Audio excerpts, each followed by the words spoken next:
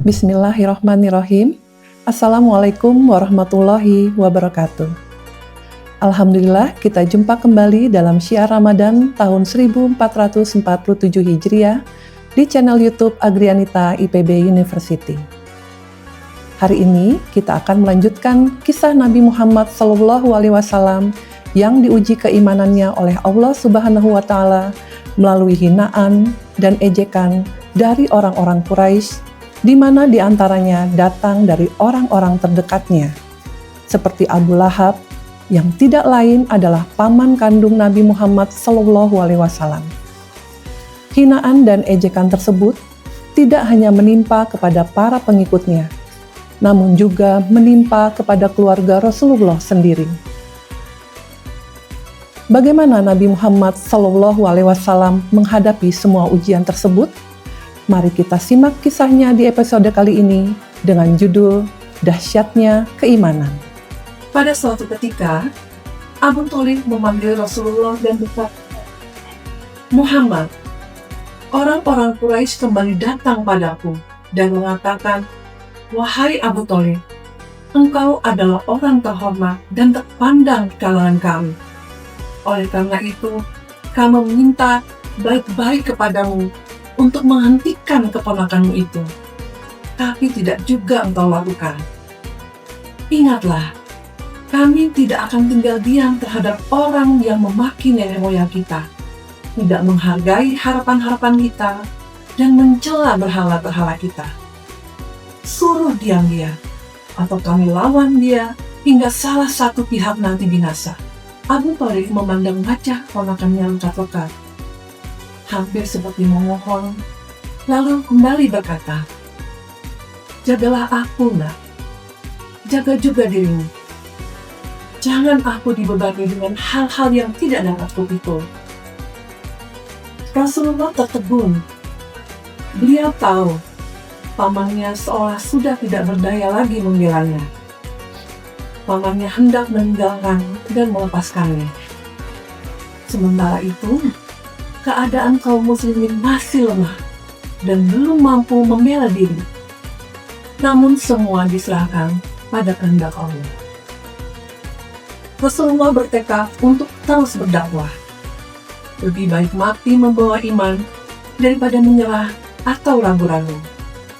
Oleh karena itu, dengan seluruh kekuatan jiwa, Rasulullah berkata, "Paman, demi Allah, kalaupun mereka meletakkan matahari di tangan kananku dan bulan di tangan kiriku, agar aku meninggalkan tugas ini, sungguh tidak akan kutinggalkan.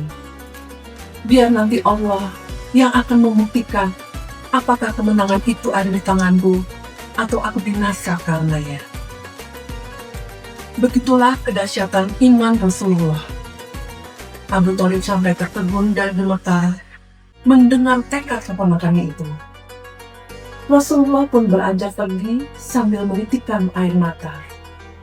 Tapi Abu Thalib memanggilnya kembali seraya berkata, "Anakku, katakanlah sekehendakmu. Aku tidak akan menyerahkan engkau apapun yang terjadi." Sore itu, Rasulullah pulang ke rumah dengan hati yang sangat sedih. Seharian beliau melihat para pengikutnya disiksa.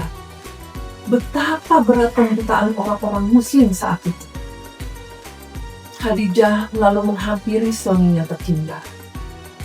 Dihibur dan dikuatkannya kembali diri Rasulullah. Tiba-tiba pintu terbuka. Ruqayyah, putri kedua Rasulullah, tiba-tiba masuk sambil menangis. Ruqayyah mendekat pangkuan ibunya sambil menangis terseduh-seduh. "Ada apa sayang?" tanya Khadijah begitu lembut, menutupi kekhawatirannya sendiri akan berita buruk yang dibawa putrinya itu. "Suamiku menceraikan aku, Bunda," isak Ruqayyah. "Lalu ayah mertuaku Abu Lahab menyuruh suamiku menceraikan aku dan suamiku menurut. Ia dijanjikan akan dinikahkan kembali dengan putri bangsawan." Rasulullah dan Khadijah bertatapan sedih. Sudah sekejam itu Abu Lahab bertindak untuk menyakiti Rasulullah dan keluarganya. Ummu Jamil, ibu mertuaku, merobek-robek bajuku. Lanjut Ruqayyah. Abu Lahab memukuliku.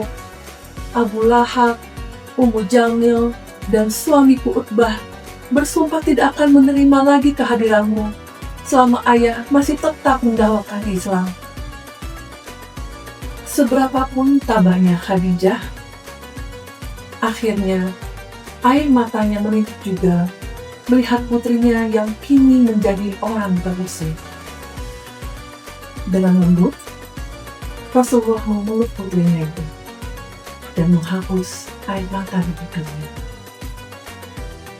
Aku lebih sayang ayah dan bunda daripada siapapun di dunia ini, bisik Ruqayyah kepada Rasulullah. Dengan hati yang pilu, Rasulullah pergi menemui Abu Bakar. Rasulullah menceritakan kejadian yang menimpa Ruqayyah. Ya Rasulullah, kata Abu Bakar dengan nada lembut. Sebenarnya, dari dulu, Utsman bin Affan sudah menaruh hati pada Ruqayyah. Tetapi Utbah mendahulunya. Utsman sangat menyesal tidak dapat menyunting putri Anda. Mendengar penuturan Abu Bakar, Rasulullah pun kemudian menikahkan Utsman dengan Ruqayyah. Untuk sementara, berakhir satu kesedihan. Namun masih banyak lagi cobaan dan ujian lain yang akan mendera Rasulullah, keluarga, dan para sahabat.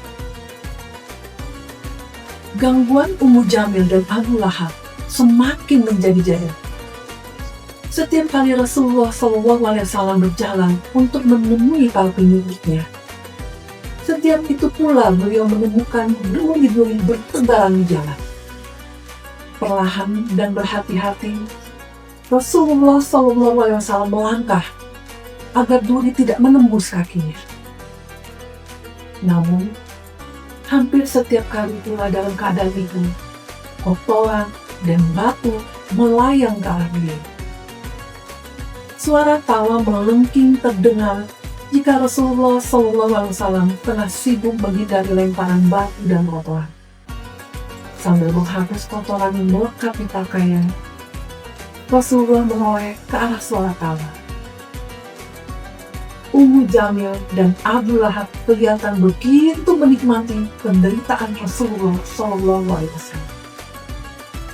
Ummu Jamil berpakaian mencolok dan selalu menatap Rasulullah dengan tatapan menghina. Lihat, teriak Ummu Jamil. Inilah Muhammad, anak gembel yang berani membawa agama baru. Agama yang dikiranya dapat menyamakan kedudukan para bangsawan dan budak. Rasulullah SAW tidak berkata apa-apa untuk membalas. Beliau hanya balik menatap dengan tatapan tajam. Percuma, kamu banyak berkata istriku.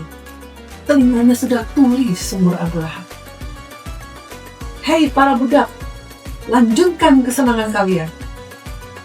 Seketika itu juga, budak-budak kuat bertubuh besar milik Abu Lahab dan Ummu Jamil kembali melempari Rasulullah SAW dengan batu, kotoran, dan pasir. Diperlakukan seperti itu, Rasulullah SAW tidak membalas sedikitpun. Beliau hanya menghindar, menahan rasa sakit, seraya bersabar, dan terus bersabar. Demikianlah kisah dari beberapa ujian yang datang kepada Rasulullah SAW, keluarganya, dan para pengikutnya.